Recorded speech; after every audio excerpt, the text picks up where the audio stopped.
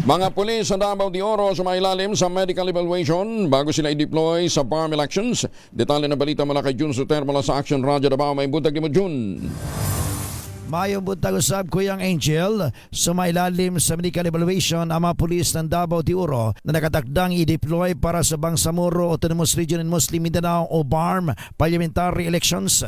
Isinagawa ang pagsusuri Agosto 11 at 12 sa impinan ng Davao de Oro Police Provincial Office sa Nabunturan bilang bahagi ng paghahanda bago italaga ang mga pulis sa kanilang election duties. Layunin ng medical evaluation na matiyak ang maayos na kalusugan at pisikal na kondisyon ng mga tauhan upang magampanan nila ang maayos ang kanilang mga tungkulin sa panahon ng halalan. Bilang bahagi ng proseso, nagsumiti rin ang mga personel ng kanilang Body Mass Index o BMI forms upang magsilbing batayan sa kanilang health assessment at documentation. Pinangasiwaan ang aktibidad ni na Police Lieutenant Colonel Eulogio Galicia, Chief ng Provincial Administrative at Resource Management Unit, at Police Captain J. Cart Romanillos, pinuno ng Davao de Oro Police Provincial Medical and Dental Team.